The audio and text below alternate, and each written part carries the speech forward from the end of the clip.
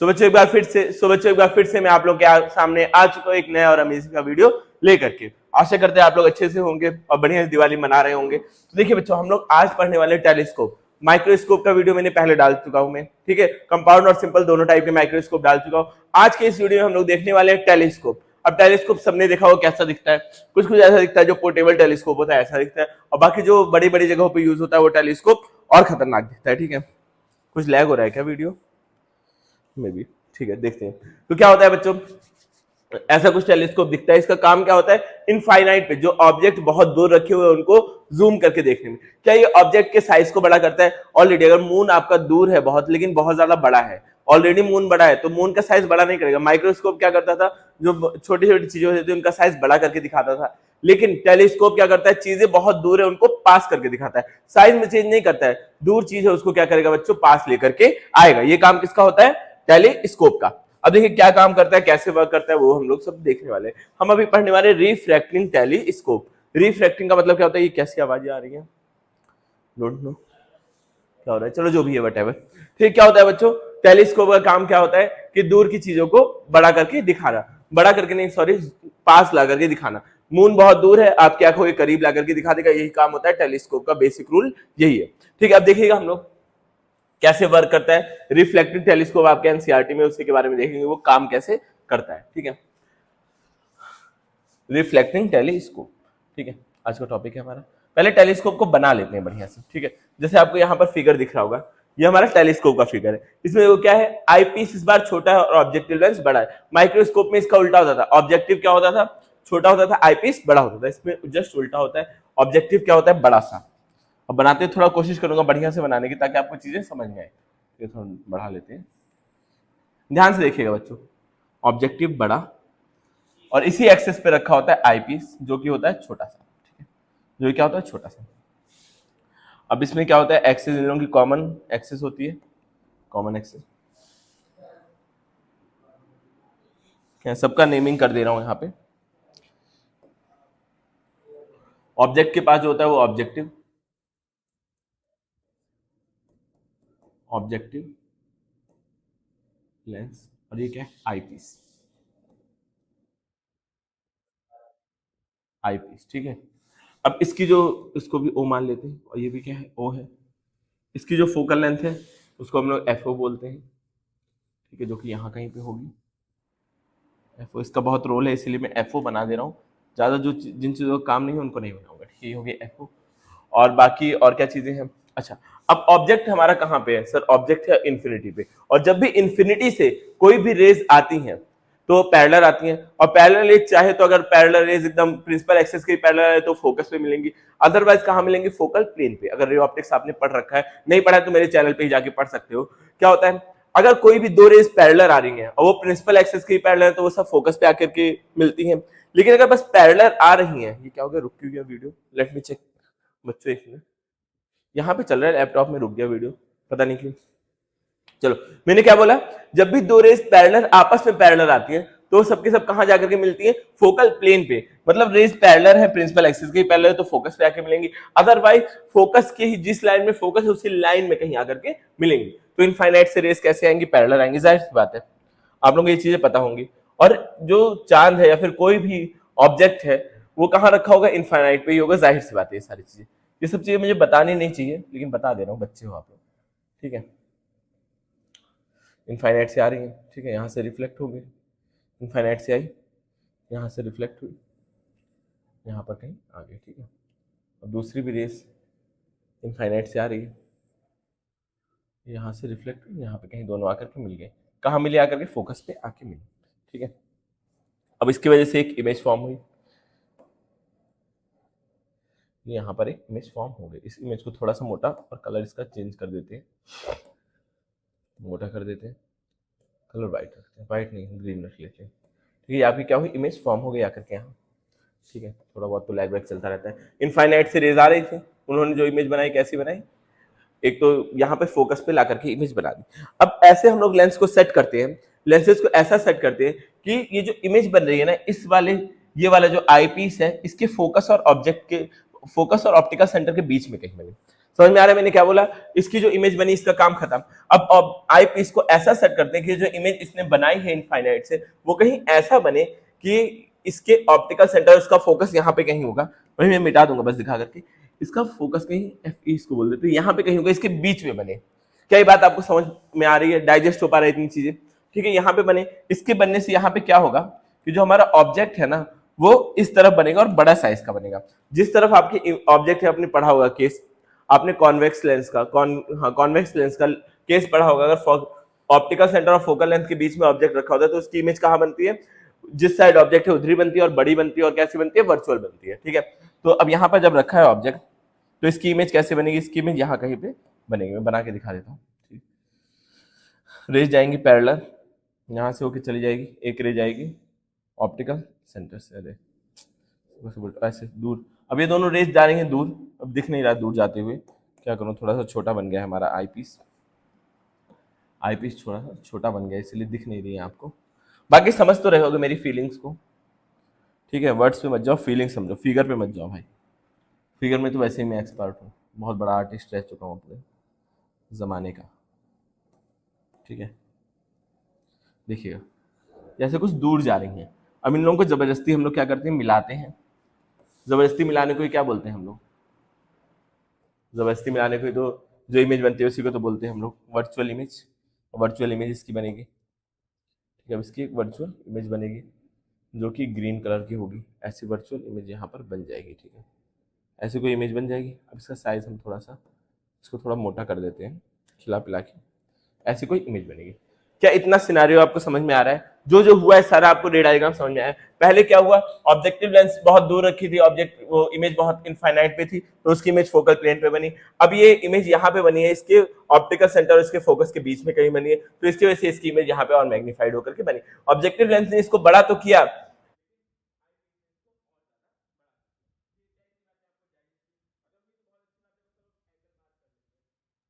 Angles को mark करना है बस, और कुछ बचा नहीं। मान लेते हैं एंगल थोड़ा सा इसको नीचे नीचे जितना नीचे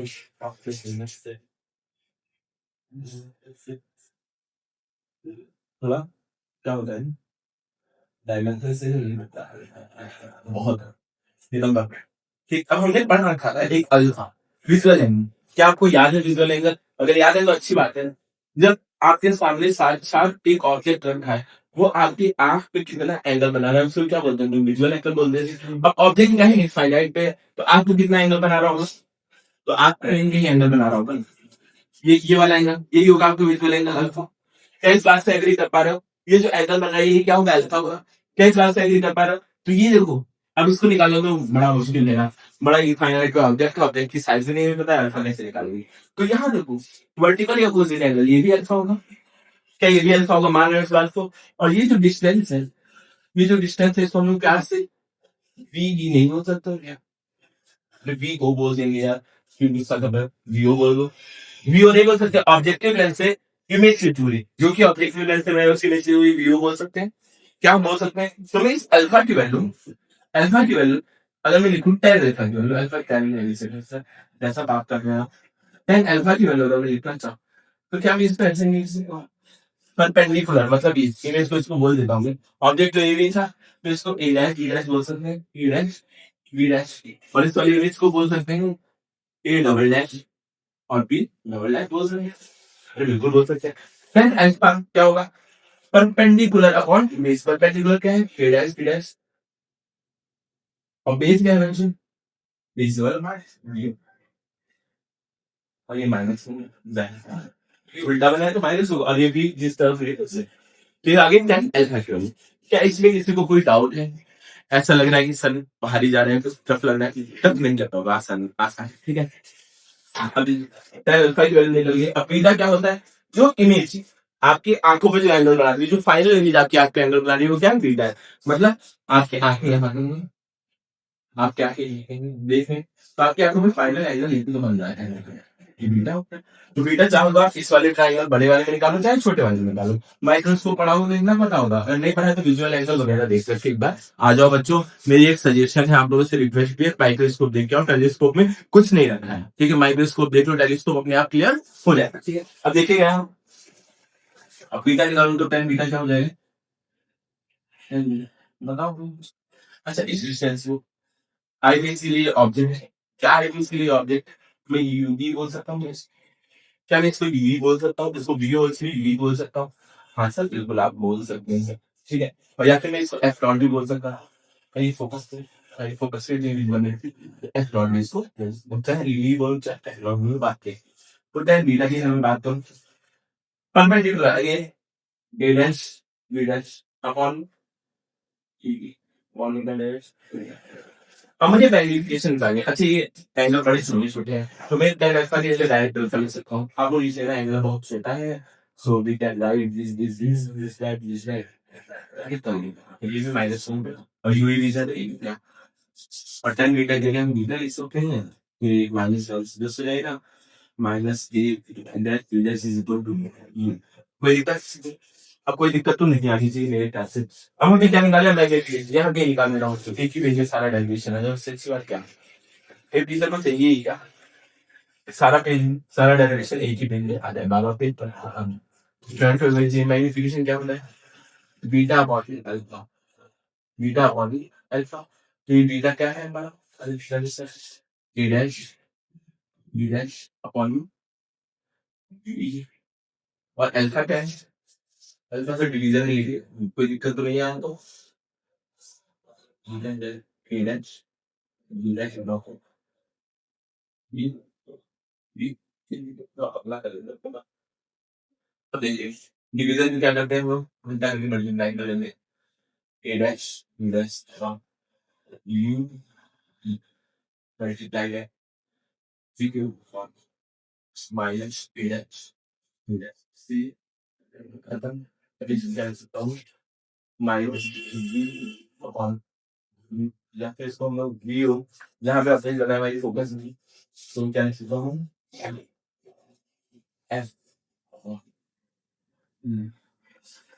ये हमारा हो गया फाइनली। समझ आ रहा है, फोकस तो ही बनाए, चाहे वीओ बोलो चाहे एफ बोलो, ठीक है। बुक में क्या दे रखा है, एफ बोल दिया। समझ में आ गई थी इसलिए, अगर इसे आपको समझ में आ गई तो वीडियो को जल्दी से पहली फुर्सत में वीडियो को लाइक, ठीक है, जल्दी से लाइक करिए। मैं साइड हट जा रहा हूँ, आप इसको नोट भी कर सकते हैं, जल्दी से नोट करिए और लाइक करिए इसको। यार ये मिल रहा है, तो ठीक है, आप लोगों ने ये नोट कर लिया होगा। ठीक है, अब आगे बढ़ते हैं, देखते हैं आगे का। अरे एक पेज एक्स्ट्रा आ गया यार, क्या करूं उसको। ठीक है, पहला मैक्सिमम मैग्निफिकेशन। आपको क्या है, देखो जो हम इंसान है, ह्यूमन है, उनका पेट नहीं भरता है, हमें बड़ा दिख गया नहीं और बड़ा देखना है, ठीक है। हमें चाँद बड़ा तो दिख गया लेकिन नहीं यार और बड़ा देखना है भाई, तो और बड़ा देखने के लिए जो इमेज है वो कहाँ पे बन जाए, डी पे बन जाए। डी सबको पता होगा 25 सेंटीमीटर पे बन जाए, जो आपकी इमेज है वो कहाँ बन जाए बच्चों, डी पर बन जाए, तो आपको क्या हो जाएगा, मैक्सिमम मैग्निफिकेशन मिल जाएगा, आपको परम सुख की प्राप्ति हो जाएगी तुरंत। ठीक है, तो अब मैक्सिमम मैग्निफिकेशन हम लोग करते हैं। देखो आपका जो क्या है, जो इमेज बननी चाहिए, इमेज किसके लिए बनती है, आंखों के लिए, तो हमारा ये 1/f(e) है इज इक्वल टू, जो इमेज बननी चाहिए वो कहां बननी चाहिए, मैक्सिमम मैग्निफिकेशन मतलब डी पे बननी चाहिए, डी माइनस डी होगा क्योंकि इस तरफ है, लाइट इधर आ रही है, माइनस डी अपॉन में यूई, यूई भी क्या है बच्चों, माइनस डी, ठीक है। तो 1/f(e) is equal to, minus d को ऐसे ही रहने देते हैं, प्लस यू, अब इसको उधर भेज देते हैं डी को, तो 1/ue is equal to 1/fe plus में 1/, ये हो जाएगा हमारा ue की वैल्यू। ये क्या हो जाएगी बच्चों हमारी ue की वैल्यू, एक सेकेंड,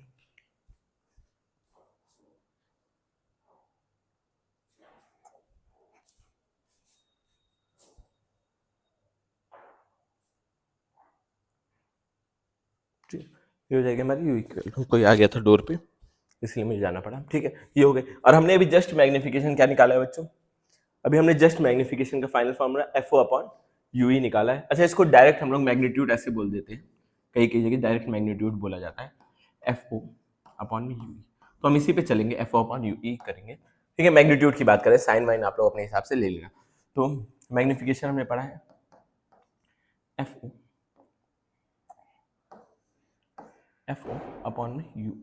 तो अब UE की वैल्यू रख दो, तो 1/UE की वैल्यू हमने अभी जस्ट निकाली है एफ ओ को तो ऐसे ही रहने देते हैं, 1/UE की वैल्यू निकालिए, 1/FE प्लस 1/, यही निकालेंगे हमने वैल्यू, ठीक है।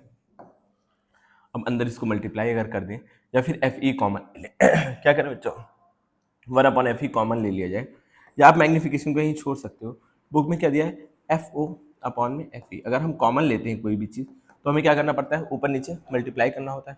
ऊपर मल्टीप्लाई करो ताकि दोनों के पास नहीं है ना एफ ई, तो एफ ई को क्या किया मैंने, नीचे मल्टीप्लाई, या यहीं पे छोड़ दो, दैट्स इट, कोई बात नहीं, ज़्यादा कन्फ्यूजन हो जाएंगी चीज़ें। ये हो गया आपका फाइनल मैग्नीफिकेशन, ठीक है बच्चों, पेन भी धोखा दे रहा है।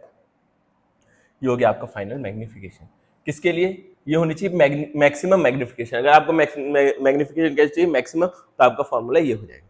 आई होप ये चीज़ आपको समझ में आ गई, ठीक है, ठीक है, ये चीज़ें आपको समझ में आ गई होंगी। अब नेक्स्ट देखिए, नेक्स्ट अगर हमें मैग्नीफिकेशन चाहिए, हमें रिलैक्स आई, अब देखो पास में आ गई 25 सेंटीमीटर, अभी लोग क्या बोलने लगे, अरे यार ये इतना पास में है, देखने में इतना आंख में स्ट्रेस आ रहा है। अब ऐसा होता है कि रिलैक्स होकर हम इसको चार्ट को देख पाते हैं।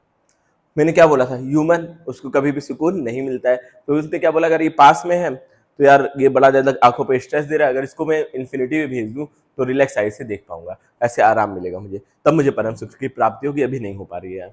तो क्या हुआ, तो साइंटिस्ट ने कहा ठीक है यार, अगर आपको नॉर्मल एडजस्टमेंट मतलब कि इनफाइनाइट पे अगर आपको इमेज बनानी है तो भी देख लो यार, अब आप लोग कह रहे हो तो हमें करना ही पड़ेगा।